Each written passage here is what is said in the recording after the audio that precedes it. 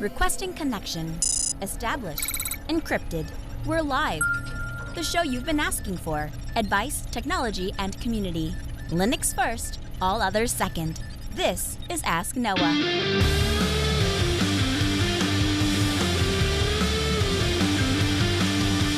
Live from Multispeed Technologies, the Ask Noah show starts right now. This is the show where we came to do all the things on Linux they said couldn't be done and take your questions on how to do the same. The phone lines are open this hour. To be a part of the program, it is a free call, 1-855-450-NOAH. That's 1-855-450-6624, or send an email, live at AskNoahShow.com. My name is Noah Chalaya. I am your host, delighted to be here with you as another episode of the Ask Noah show kicks off this hour. Joining me, my co-host, Steve Ovens. Welcome in, sir. Good evening, sir. How are you? I'm doing great, Steve. So we got a piece of email in, and it's a guy asking about a motherboard, and it turns out you own this exact motherboard. Yeah, well, I guess that happens. You're bound to run into common pieces of hardware that we may have scattered between the two of us. I imagine we have quite a large selection of common pieces. Yeah, we'll have to go through, take inventory at some point. So it's the Asus B550, and Andrew writes in and he says, "Hi, Noah and Steve. I have a 2 terabyte dual boot hard drive with Windows 10 and Ubuntu on it. The Windows install has a large assortment of games for the kids, but the system is suffering due to lag of speed of the spinning Rust. Since a 2 terabyte NVMe is cost prohibitive, I had the idea of making the drive part of a RAID 1 array to speed things up a little bit while keeping the cost close to free. Since I already have a 2 terabyte drive to prevent me from having to reinstall Windows, all of the games, and reinstate all of the game save files after hunting and backing them all up, I hope to migrate the existing install onto a RAID array." He specifies his motherboard again, an Asus B550, and says that it has native RAID support. However, when he turns the options on, the drives are no longer visible to UEFI or gparted in GNOME. Do you guys know of a possible solution to turn an otherwise RAID configuration on without needing to start from scratch? Happy to purchase a separate RAID card if it'll make life easier. I also have other spare drives I'm not using as a boot drive to start software RAID setup. Might be work better. Just looking to try to alleviate the disk I/O bottleneck of the spinning drive. Thanks. Love your show. Andrew. Steve, your thoughts? So there's a lot to unpack here. So let's start with, okay, we think we have a performance issue because of the spinning Rust.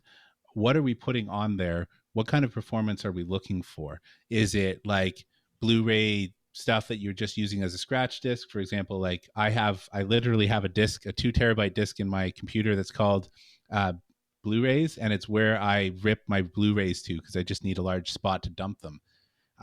Is this, my operating system's there and it's really slow to boot, and when you can end up having IO contention when your operating system goes to do something and you try to launch a game, for example, and they're both on the same disk. Even just simply having them on different disks, one for the game and one for the OS, will help you. So that's just something to think about in terms of the contention.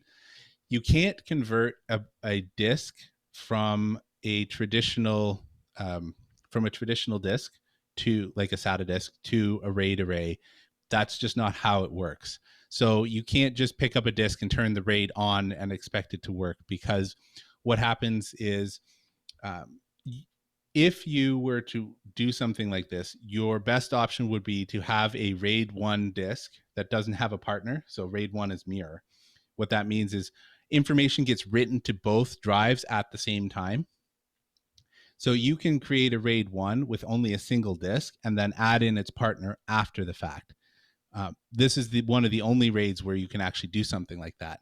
But you can't just turn on RAID on a disk, because the RAID controller has to know what information is where in order to determine how it's to handle this. So if it's RAID 5, for example, or any of the RAIDs that have to have parity bits, it needs to know what information is already on the disk so it can write the parity bit to another section of the drive or a different hard drive. So if you're going to do RAID, you're going to have to start all over. So you'd have to either have new disks and do your install to that and then copy your data over, or you're going to have to essentially lose that data because you'd have to wipe the disk over again. In terms of using the motherboard RAID, I would absolutely not do this. Hardware RAID on the motherboard is mostly like a fake type of RAID to begin with. So there's a lot of trouble with if your motherboard dies, for example, there's a lot of trouble porting your disks from a motherboard that's dead to a new motherboard and having the RAID be read correctly. Your better bet is to go with like an LSI card or an actual RAID card, because that will make your disks more portable in the event that you have like a motherboard go out. The last thing you want to do is have a RAID array that you can't access because the information's useless. And finally, I'd say if you're looking for trying to alleviate disk I/O, RAID might not be the best way. So the common way to get more speed out of spinning Rust is to put them in a RAID 0. That's where both disks are working in tandem in order to have the best performance. It kind of stripes all of the information across both disks, so both disks can be spinning at the same time. So what happens with traditional hard drives is there's a little head that moves back and forth, kind of like on a record, and it's trying to find that information. And when you're hitting I/O contention, that head is moving so quickly because information is scattered across the disk that it basically maxes out its mechanical properties before it can get to the information. If you've got two disks in RAID 0, both heads can be seeking at the same time to pull out various bits of information, and that speeds things up. However, the problem there is if one disk has a problem in RAID 0, you lose all of your information. So it should be used very sparingly. RAID 1, like the listener has written in about, is used more for redundancy. Like I want to make sure that my operating system stays up, so I put it in RAID 1. That allows me to blow a disk and continue operating because they're exact copies of each other. That's not likely to alleviate the concern around I/O. So I would rather pick up a really cheap, like $50 SSD, and you'll have a way better time. Like you can go to Amazon or wherever, spend $50 and get a 512 gig disk, and I guarantee you it'll blow your mind compared to your Rust. What are your thoughts, Noah? I agree with everything that guy just said.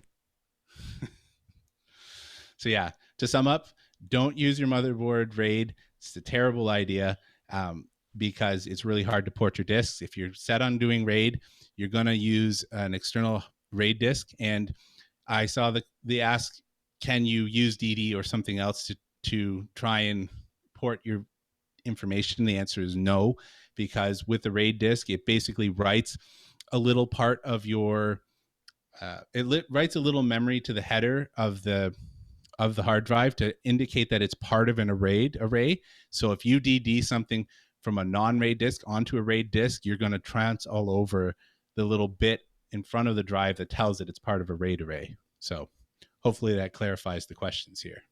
All right. Our second question comes in from Michael. Michael writes in and says, "Good morning, Noah and Steve. I'm the IT guy at our church, and we're moving on to a self-hosted Nextcloud server on top of Ubuntu. The staff works both from church and at home. The problem is when the staff are working from the church, they can no longer access the server, but instead redirected to the Comcast router while using the domain. Doing some research, I came across a hairpin NAT, but no real answer on how to fix the issue. Tried running a local DNS server to no avail. Any ideas on what the staff can do to access the server? Love the show. Gives me something to think about during my workday. Thanks for all you do, Michael." Sounds like port forwarding issue to me. What do you think? So I think I think the DNS route is a way you can solve that problem. So with Microtech, this was a big thing. They would, unless you explicitly wrote a hairpin NAT rule, the firewall wouldn't do it. So if you're sitting inside of the firewall and tried to reach out, it would try to resolve its public IP and go, well, I don't know what to do with that. It's traffic coming from myself to myself. And if you explicitly wrote a rule, it was fine. The other way that you can get around that, though, is technically his idea of running a DNS server should work. If he has one inside and the DHCP server is handing out and saying, hey, here, I'm the one who tells you what IP address is what. When he's outside of his environment, it's just handing that back to the public IP of his network. Unless it's getting cached inside of his local machine for going back and forth, that should work. Yep. I guess the other thing you could do there is if you didn't want to run like a giant DNS for yourself, you could simply have I'm not sure if you can do it on your router, but most routers have a domain override section, and you could actually say, for church.local, go talk to this server. That way, that little DNS server that you set up isn't going to be the single point of failure for your church. Like, if you set up your own DNS, which is fine, and point everybody at it, what's going to happen is if it ever goes down, you're either going to introduce a significant amount of latency as they try and fail to contact that DNS server and then go to the tertiary server, or it's just going to stop altogether. So your better option is on the router, do a domain override and say, whatever, nextcloud.church.local or whatever URL you're using, go talk to this DNS server. That way, the DNS server is only ever used for one or two specific purposes. Sure. And a lot of those features are built into OpenSense and pfSense. And so, when I say running a DNS server, I guess I don't even think about it as putting it on a server. It's built into so many of those appliances. Our third email comes in from Zach. Zach writes in and says, this is 2 parts, 1 part for Noah, 1 part for Steve. Noah, great show. Love the ideas, love the topics. I started using Surveillance Station after you recommended it several times. Previously used Blue Iris, which was just fine, but I wanted to consolidate. Everything was working great. Just curious if there was any reason to use ONVIF over RTSP. PTZ only works over ONVIF, I find, but also I can't get any of the cameras, generic Chinese, to show the second stream available either at a higher or lower quality. It'd be nice to be able to add the URL for each additional stream, but haven't been able to find anything on this. So on an unrelated note, I use Home Assistant for about 3 years and switched to SmartThings Hub to try to make things easier on the family. Now Steve pointed to the HA mobile app, which I think is great. I wanted to try it again. Curious at what's the best option, Z-Wave, Zigbee integration. Previously, I had a USB dongle, but the location is not great at my house where my NOC is. I read about some gateway devices. Maybe I could place more central to the house and connect. Just curious on your thoughts. So I'll answer the surveillance part of the question first. Yes, there is a reason to use ONVIF. If you're just looking for video streams, then RTSP will get you there. ONVIF was a protocol specifically developed for security cameras, which is why things like pan, tilt, zoom, those kinds of things work in ONVIF mode. Now, depending on the kind of camera you have, you may be able to get both ONVIF and RTSP streams. So for example, we add all of the access cameras, we set them up as ONVIF for all of the primary functions, but it's very routine that somebody will say, hey, we need to be able to have this camera on an older NVR, or they want to pull it for an entirely separate purpose. And that's common at churches, right? So they'll do that so that they'll use it as another camera angle, or can anyway. And so it may just be a function of getting different cameras, and you might be able to get that functionality to work. So Steve, on the Home Assistant side, thoughts for Zach? Yep. So the HA mobile app is great. So I agree with that. I wouldn't have moved to a SmartThings Hub myself, but that's just because I'm the tinfoil hat person. So to address the specific question about Zigbee or Z-Wave and the integration. So what I do to solve this issue of the USB dongle, which is what I use, I actually have it's called an HS-USB-1, and it has a Zigbee and a Z-Wave controller in the same stick. And I found it to be really great. What you want to do is both Zigbee and Z-Wave have the ability to have what are called routers. A router is anything that can relay the signal for your network. These devices tend to be only available for things that are hardwired. So drawing from the mains, because they always have to be on. So you don't want your battery powered devices to be a router anyways. What this means is, I like Z-Wave in this regard, because what it'll do is it maps out all of the links and all of the ways to get back to the controller. And when you actually go and visualize the map, you can click on a node and you can see it has already mapped out like 5 or 6 different ways to get back to the controller in case one path breaks. Zigbee has a similar idea, except that it doesn't map multiple ways. It maps one way to go back. So what would happen is, if you get a light switch or a plug or even an adapter, so they have They have like the little sockets where it's just one plug that you stick on the outside of your socket, and it becomes like it's a Zigbee or a Z-Wave controlled device. Those will act as routers because they're connected to mains. So what would happen is, for Z-Wave, you don't have to do anything. You pair it, and it will just go and figure out who its neighbors are. It maps all of the kind of the speed at which it can get back to the controller from the various paths, and it does that kind of automatically, and it does it once a week in the background.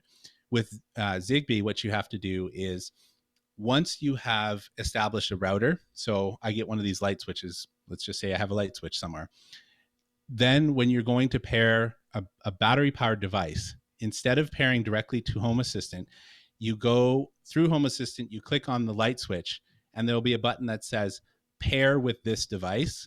And what that will do is map to that router. Then that router will relay the request back into the controller and Home Assistant. In that way, you can kind of get around limitations in your house. So I have put a Zigbee outlet in each one of the major rooms on each floor in order to kind of make that mesh network. And like I said, for Z-Wave, you don't even have to think about it. You just have to kind of plunk them around random places and they'll sort it out themselves.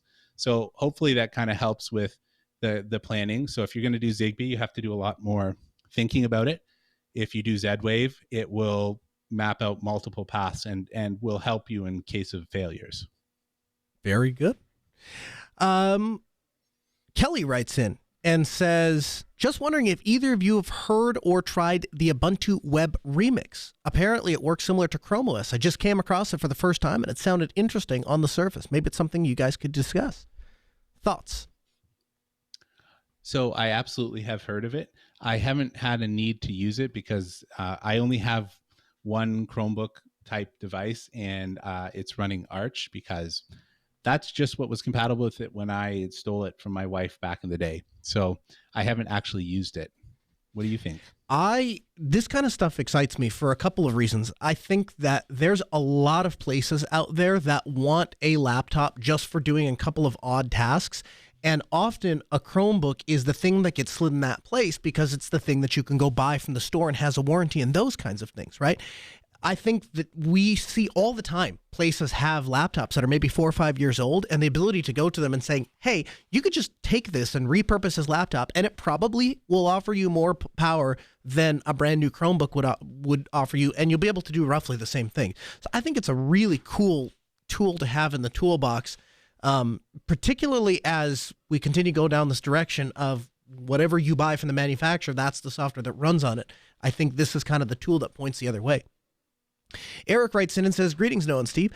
Thanks for sharing your wealth of knowledge and the experience like you do. With every show, you guys continue to teach new tricks to this 60-year-old dog and recent Linux convert. My wife and I are 100% desktop Linux users for about 2 years, and you've helped us on this journey. Getting to my question, are you familiar with the SeaMonkey browser and have experience using it, or do you have any Ultispeed clients that use it? It seems to be based off the Firefox code with some added features. Any insight you could provide would be greatly appreciated. Any links to seamonkeyproject.org. Steve, you ever looked at SeaMonkey? Absolutely. There's been a time where I've tried every browser that I could possibly apt or Pacman install. Okay. So yes, I've used SeaMonkey. I don't use it on a daily basis. There was some distro that I was reviewing some time back, and they had it installed by default.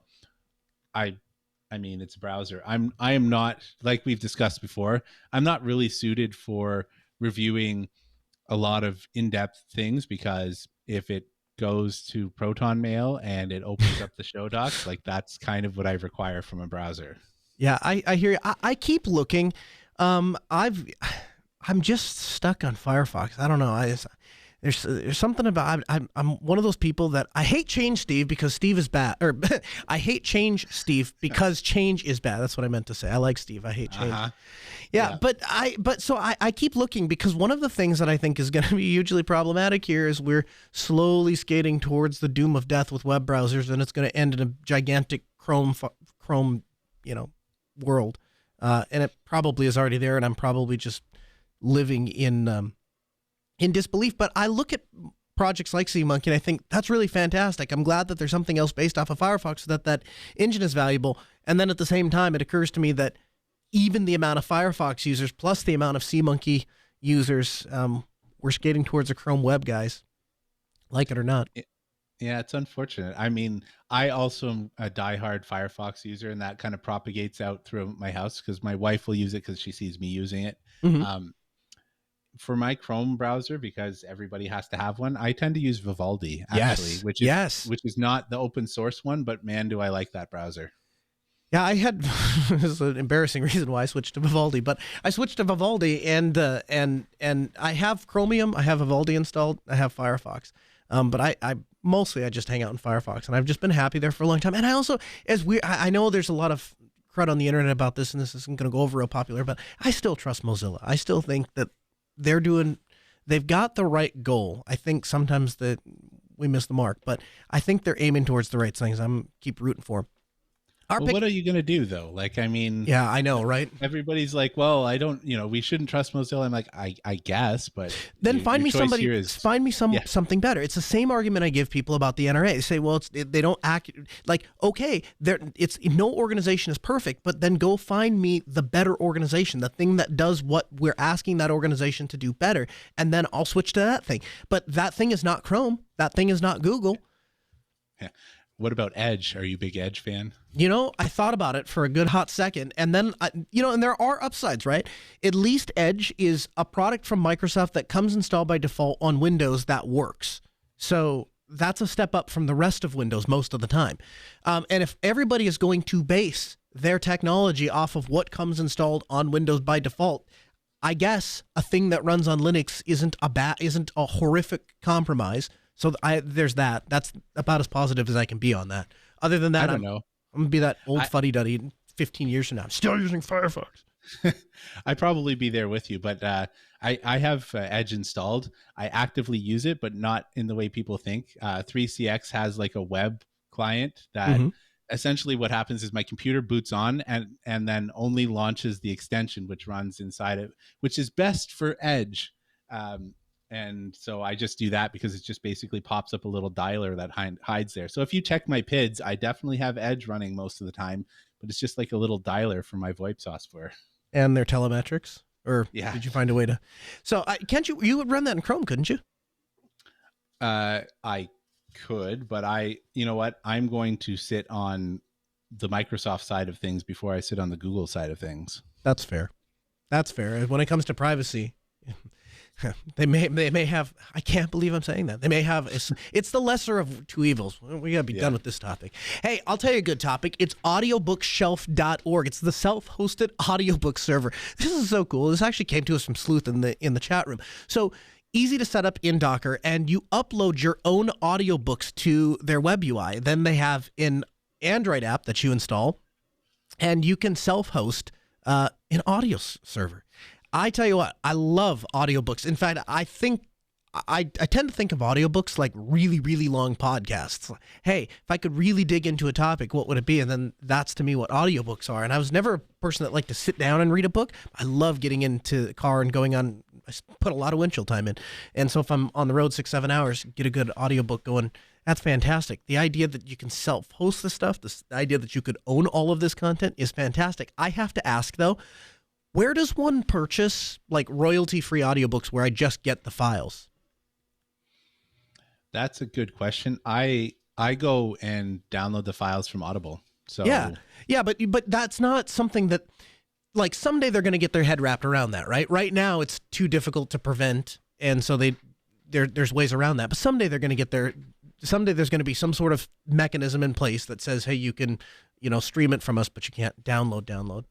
I doubt it because the Europeans have a lot stronger. Privacy is not the right consumer protections out there, right? Mm-hmm. And so if you've bought it, I believe they have to have some way for you to actually still have a copy of it. No kidding. And I don't think that, I could be wrong about that, but I'm pretty sure that they can't do that and still serve the foreign audiences. So maybe they might do it, but I think that the portion of the population that is doing like I do is so small. And by the way, I love my Audible subscription, right? So I probably would continue doing it even still because I really like the service, I bought a gift.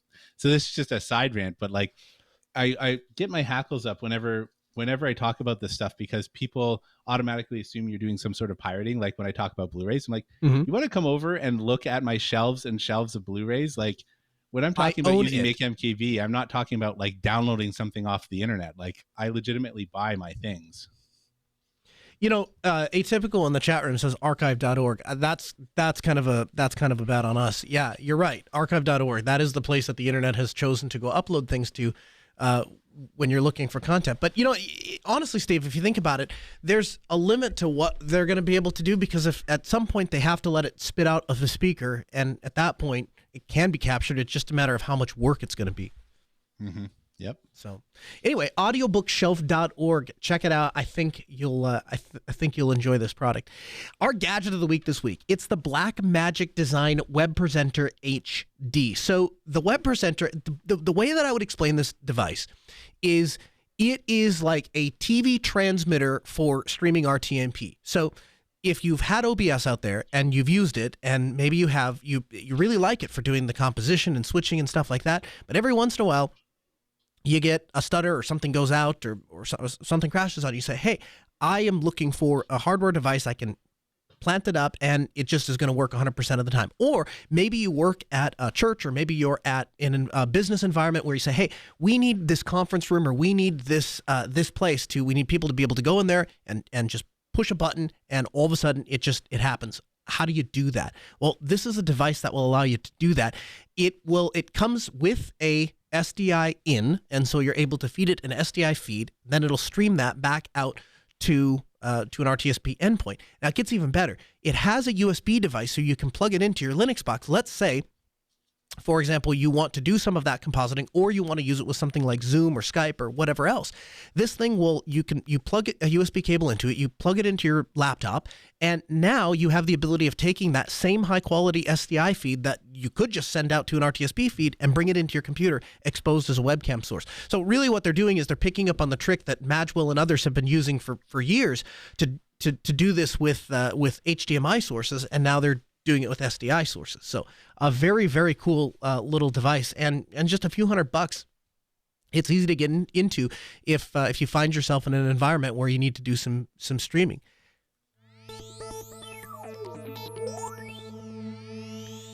OSnews.com is now reporting 80% of Steam's top 100 games are now work in Linux. Quote, Proton has made enormous strides towards game compatibility through advances in related technologies like DXVK, which enabled Direct 9, 10, and 11 games to run through the Vulkan API. In fact, the project is so far along that Amazon has thrown its hat in the ring, working towards streaming Proton-enabled games through Luna.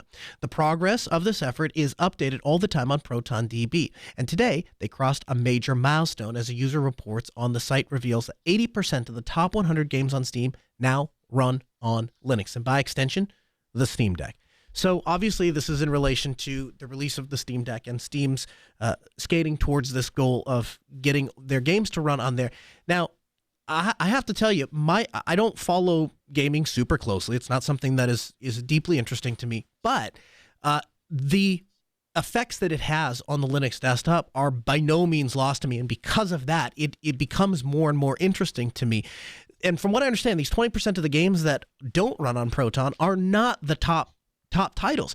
Now, Steve, I know you spend a lot of time, I shouldn't say a lot of time, but you spend time gaming, and this is something that affects your world. Are you excited to see that 80% of Steam's games are now going to work on Linux?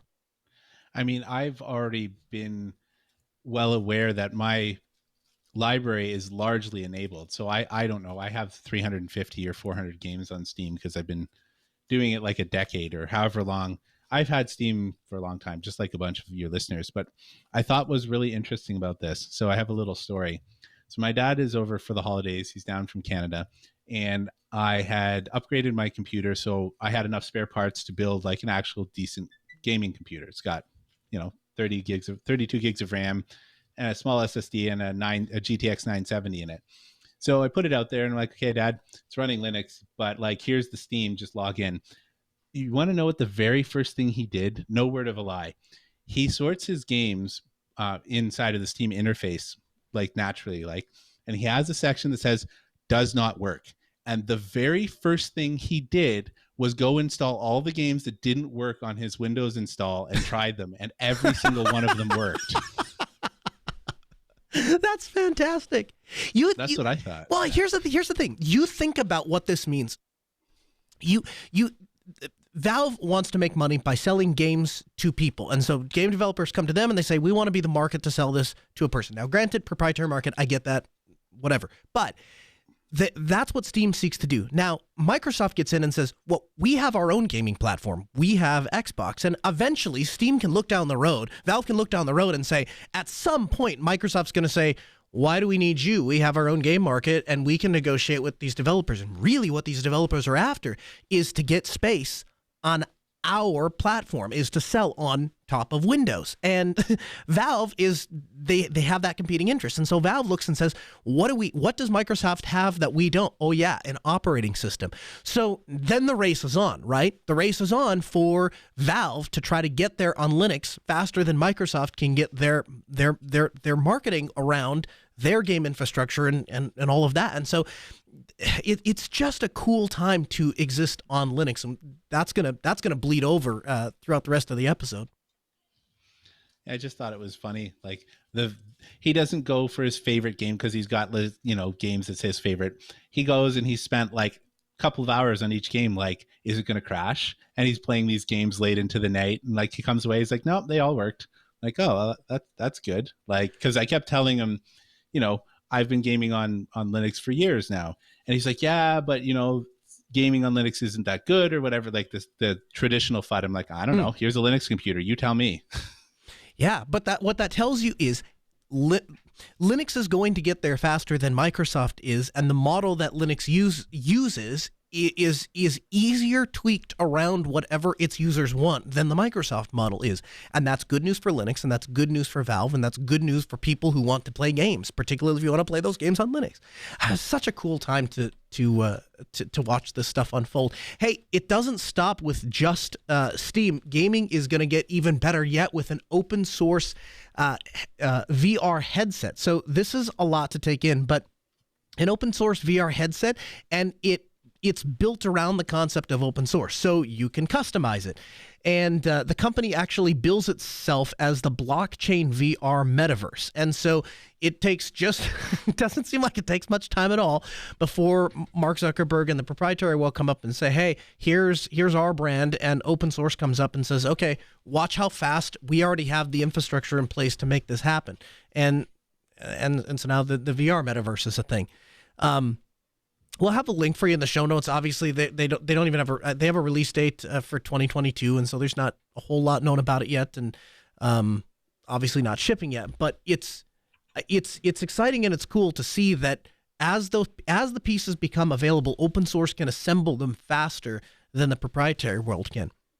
Kernel 5.17 has some Wi-Fi improvements. Intel's modern Wi-Fi driver IWL Wi-Fi is set to see a number of improvements with Linux 5.17.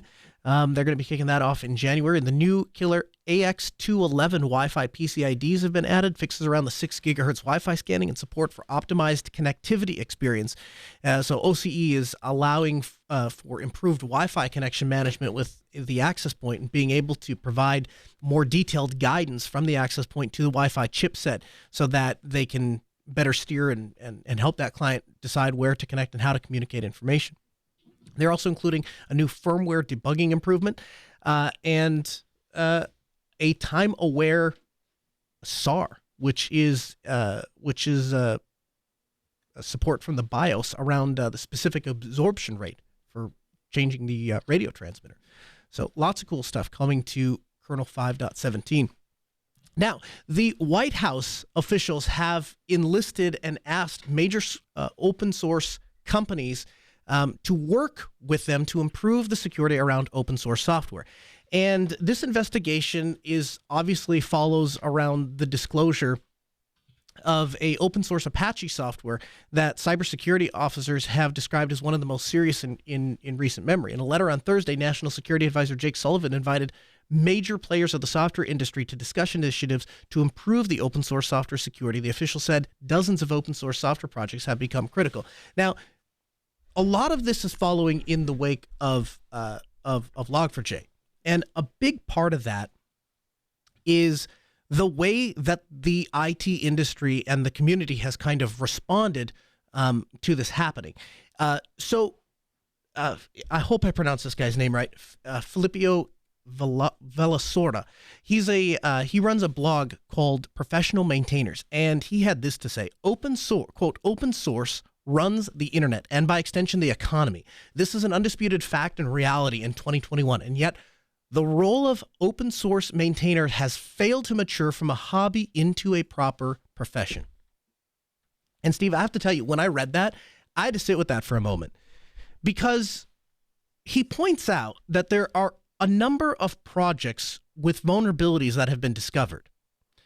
And the question that has started to be asked is, who takes the blame when this stuff goes wrong?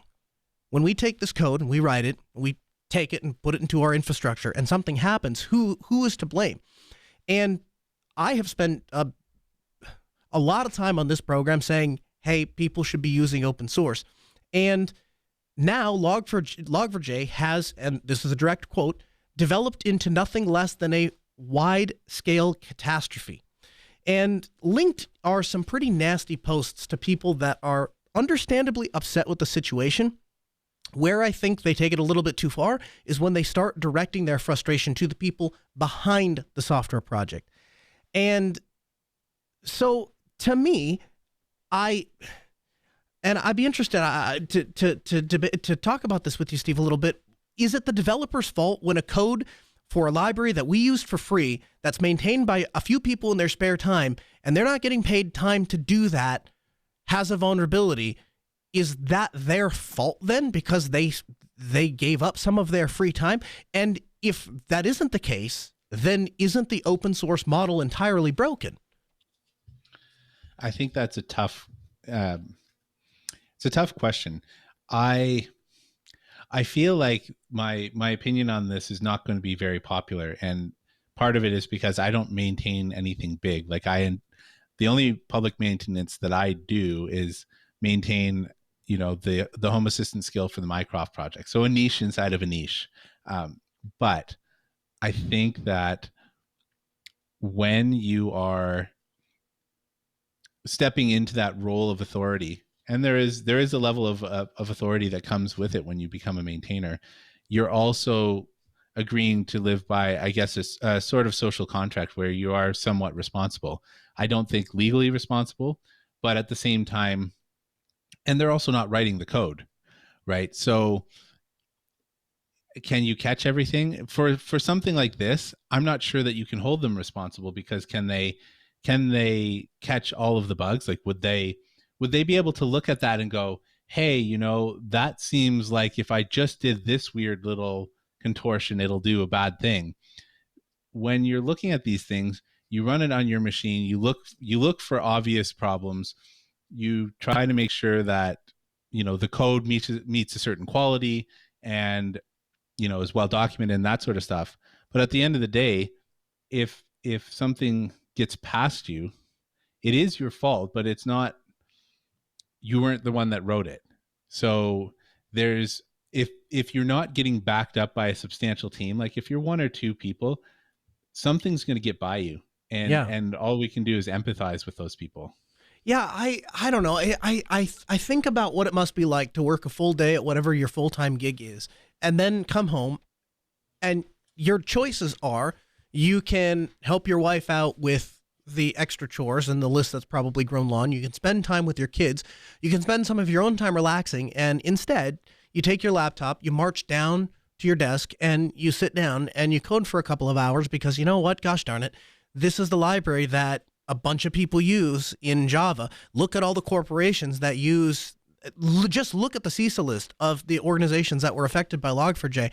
Well, somebody's got to do it. And so here's the guy that has the talent and the willingness to do that. And the first person that gets blamed when something bad happened isn't the companies that are on that massive list that didn't donate a dime to help with this kind of thing. It isn't the dozens of companies that are on that list that have developers in-house that they could tap on the shoulder and say, hey, could you look over there and just run through, since our entire stack is dependent on this, could we maybe go through that? None of that. We go for the guy who does it in his part-time as a service to everybody else. And that's the guy that we start ragging on. And I get so, how does that make any sense? And quote, the amount of capital built on top of their work and dedication is staggering. The expectation that a couple people in their free time can dedicate the resources, quality assurance, security audits available to large corporations is just absurd, end quote. I grew up with free and open source technology. And it was in large part why I was able to play with a lot of stuff I was able to play with and got me to where I am today in my professional role. I cannot describe to you when you go to your mom and you say, hey, I need $700. Well, why? Well, I need a copy of Windows Server. Actually, if possible, I'd like $1,400 because I want 2 copies. Why? Well, because I want to make them talk to each other. No, I mean, that's a short conversation. Hey, I want 2 copies of Server. Okay, go sign up for a Red Hat account and download the thing, and we'll give you up to 8 of them, and you can use it for whatever you want. Those are 2 totally different realities that two different people are living in. One has a massive future to people that don't have other options to get that software, and one doesn't. And at the same time, I think the FOSS model is more capable of serving its users to the fullest potential. What we lack is participation from the other side of the boat. And so we need companies to be willing to give back. And I'm not just talking about money here. If you use a piece of software or you use a product in production and you find a problem and then you work around that problem, however it is you do it, share that information or let the people that work for you share that information. If you've paid somebody to fix a problem or design something for you or build something for you, don't be afraid to say, hey, if that can help somebody else out, let's do that. Because too many companies are focused on, well, fine, I'll use the open source, but it has to be mine and it has to stay here and nothing ever goes the other direction. If you're bitten by a problem, then help and support the people that want to help you by supporting them, not tearing them down on the internet and with posts and complaining to all. You made a choice when you pointed your pen in the direction of the absence of a contract and just downloaded a piece of software and started running it on your server. And so that bothered me a lot more than I thought it would when I start digging through and finding out that the people on the other end they're not some massively paid developers. A lot of these people are just guys that are willing to help and gals that are trying to help out. And so maybe you don't own a development firm, because that's the other thing too, right? Well, I don't own a development firm, so I don't have any spare developers that I can put on a project like that. And I don't have, any spare computers that I could donate or any spare server time that I could donate. I don't have any of that. I'm running a tight ship as it is. And yes, we use open source technology, but we just don't have a lot of extra. I guess my encouragement then is to try to influence the people that you can influence to write checks and support the products that we all rely on. And so if you listen to the show, it's because you in some way care about technology and the direction of technology. And so if you're the owner of a development firm, if you're the IT guy, if you're just the dude in the family that gets all the tech questions, this is something we've got to start drawing some attention to. How do we change the model so that we can get enough people working on problems that we can fix them? Because this problem, Steve, tell me if this is an overstatement. I don't think this problem would exist in a proprietary solution not at all, like not that it couldn't happen, but it's less likely because there's somebody worried about the vulnerability of everything because it's tied to a lawsuit. And in the case of open source, I wonder if some of that pressure isn't, we tend to dismiss it because there's nobody directly to go after. And yet at the same time, the people that are doing the work are like, now we are scraping the bottom of the barrel going, who is responsible for this? That guy. We're going to scream at that guy. And that guy has nothing to do with why your IT infrastructure is in the state that your IT infrastructure is in. That's our fault on the other side. Yeah. I mean, I think there's a little bit to that where a lot of times what I have seen is corporations like to pay the CYA tax so that they have someone to point at in the event that something goes south. I think that there is a responsibility here because, and I'm not talking about the maintainers, I'm talking about the corporations, the people that are using it. There is some level of responsibility because if you are adopting any kind of technology in your company, you vet it first. And I see that time and time and time again with our clients, right? Especially some of the bigger ones that may have the money and the resources to throw out these things. So when I see, a Fortune 500 company coming at this being like, we've adopted Log4j and it bit us and kind of griping about it, I know what kind of internal processes these places go through before they adopt technology. And it's like, if it's not proprietary or it's not crucial to someone, and I don't even mean business critical, but if it's just not in someone's mind sight, it's like the process is that the thoroughness that they go through to vet these things just goes out the window. And then I feel like I'm rambling a little bit, but what I'm trying to say is that when they are trying to adopt a new technology, there's a giant list, like a giant checklist. One of my clients had 94 pages of questions that we had to answer for one of our products, right? And, it's just, they want to know all of the nook and crannies that are going to bite them. And when they adopt something where there isn't a vendor behind it, they don't do the same due diligence. And then when it bites them, there's an anger or an entitlement that surfaces that I think, well, okay, you went through all of this trouble when there was somebody to hold accountable, but just because there's nobody to hold accountable, you all of a sudden bypass all of your checks and balances that you would put in before you do software. Like, this seems like you should have put more rigor around this to begin with. And because of that, you bear some responsibility in the fact that you've deployed this and not secured it properly. Absolutely. And I mean, so if you don't plan on being a software maintainer, if you don't plan on hiring a software developer and maintaining software, then you should probably do business with a company that does before you use a piece of software, right? If you're just taking something off the internet and standing it up, that's not a path that's going to lead to great success unless unless you have a working relationship with that company and some sort of arrangement to understand the model that goes there. But I want to touch on something else you said.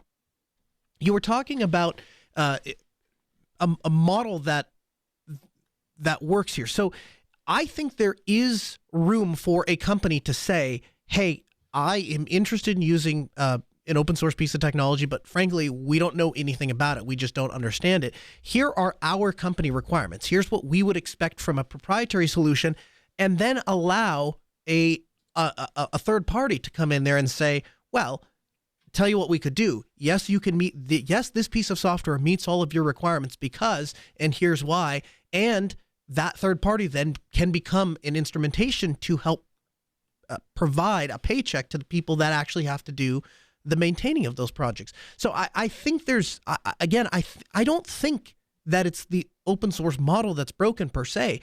I just think that there's a little bit of fine tuning that has to happen to where we can get some money flowing from money and resources. I hesitate to just say money because there's so many times where just having a spare person to go look at something and saying, hey, could you poke these guys and see if we could fix this for, or alert them to bugs that they might want to fix. That happen. I see that at our level, and we're just a tiny little podunk shop in North Dakota. And we run into that where piece of software will bite us, and we'll reach out to the developer and say, hey, either this is a problem and could you fix it? Or here's how we would fix that. And then they just take the fix and then it's fixed and it's fixed for everyone.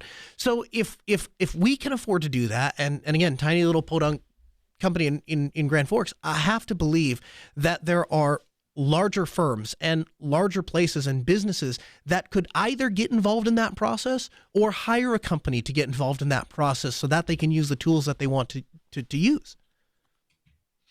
Yeah, I think that I also don't think that the system is necessarily broken if someone is abusing the system. And I think it's fair to call it an abuse of the system where, you get the open source model wasn't necessarily meant for these giant conglomerates to come and essentially take without returning the favor. It was initially conceived of colleagues working together, peers working together to achieve something. And whether or not you think that that's, kind of pie in the sky, having these giant corporations come in and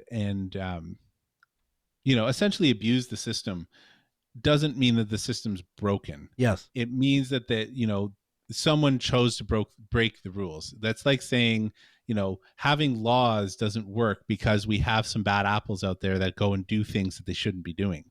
It just means that someone chose to not follow, let's say, the social expectations of participating in open source. True story. Guy I know was working for an organization. Organization comes in, says, "What tool are you using?" And he goes, I use this open source tool and I built this thing. And they look at it and they said, well, we need it to do these 3 or 5 things. And yep, it does those 3 or 5 things.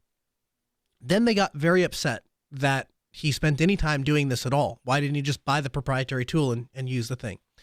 They fired my friend, who was costing them around $50,000 a year, so that they could hire his replacement, which they then purchased a $300,000 a year subscription to do the exact same thing that my friend was doing for them for $50,000 with open source software.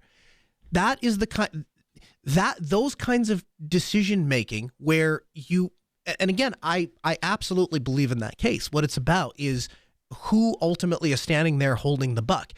But I think if you take a step back and look at a 30,000-foot view and you look at things like Log4j in light of things like the SolarWinds attacks, it doesn't matter. Both sides are going to get bit at some point. And so when it comes to open source and providing that source code available, at least you have the opportunity to take responsibility for it. And rather that's responsibility of you hire somebody in-house to maintain it, you work with the company to maintain it, or you simply don't use it because you don't understand it or don't understand your own requirements and how this tool may fit. Any one of those seem like an acceptable way to go. But just imagine, Steve, the world we'd live in if every large corporation in the world took their IT budget and said, instead of just cutting our IT budget and we're not going to buy the proprietary solution, we go over to the open source, what if they just redirected those funds and said, if we support this in our stack, we're going to make sure that we budgeted, whatever it is, 20% for IT, we're going to funnel that money towards these projects so that we can make sure that the tools that we need to do our business are around for the next few decades and that they're free from vulnerabilities and that there's a well-paid staff that will support them and help us out with it. We'd live in a different world. Yeah, I think we would. I'm not as positive as you are. I don't think that humans will ever get to that point. I think we can make strides towards it, but I think there's always going to be a significant number of people that are going to not participate in the expected way if that is an option. And I think that's partly why proprietary software exists and kind of thrives, because it allows them to participate by being a consumer only. I'm glad you said that because I would say my response to that would be that most of the people listening to this episode likely have some sort of influence in technology. And I think understanding that there is tremendous value to be had in open source, but with that tremendous value to be had comes with a significant responsibility. I think understanding that core principle and then kind of using software that way. And if that means that when you go to purchase your next phone or when you go to purchase your next tablet or next toy, you buy that from places like Pine64 instead of going into Best Buy and buying whatever the latest Chinese toy is. You do that on a small level, or you work as an IT guy and you say, hey, let's go ahead and do this and let's go ahead and budget some money to give back to these projects and let's run our business on, or our IT department on this, that, or the other. And we're looking for those open source solutions all the way up to when you get those people that have that right attitude and have that, I guess for lack of a better way to say this, an attitude of stewarding technology and being proper stewards of it. Hopefully those people will eventually get into the kinds of positions where large companies can make changes. And I don't necessarily have a whole lot of hope for humans to make different decisions, but I trust humans to chase after profit, Steve. And I think that I truly believe that with a little bit of finesse and a little bit of molding up and support infrastructure up around open source, it has the potential to deliver far greater value in both monetary regards and just serving the people that want to use the tool better than proprietary can do. Yeah, I think so. There's just so many examples throughout history of where if we work together on something that benefits everybody, like common infrastructure, for example, laying down roads or whatever, all of the nations that ended up connecting themselves via roads or railways or whatever, turns out taking care of your own stuff was just good for everybody. And I think that open source software, especially if you are not a software developer, like if your business is not around developing software, then contributing to Apache or Nextcloud or whatever it is that you use is not a threat to your business, and that's only going to help you achieve whatever goals you have, regardless of what whatever your competition is doing. Absolutely. Well said, Steve. We'll close it there. Hey, the Ask Noah Show is recorded every Tuesday at 6 p.m. Central. If you'd like, you can join us for the live recording. You can download the show at podcast.asknoahshow.com. That's where you'll find all of the articles and references. We'll see you next Tuesday, 6 p.m. Central, asknoahshow.com.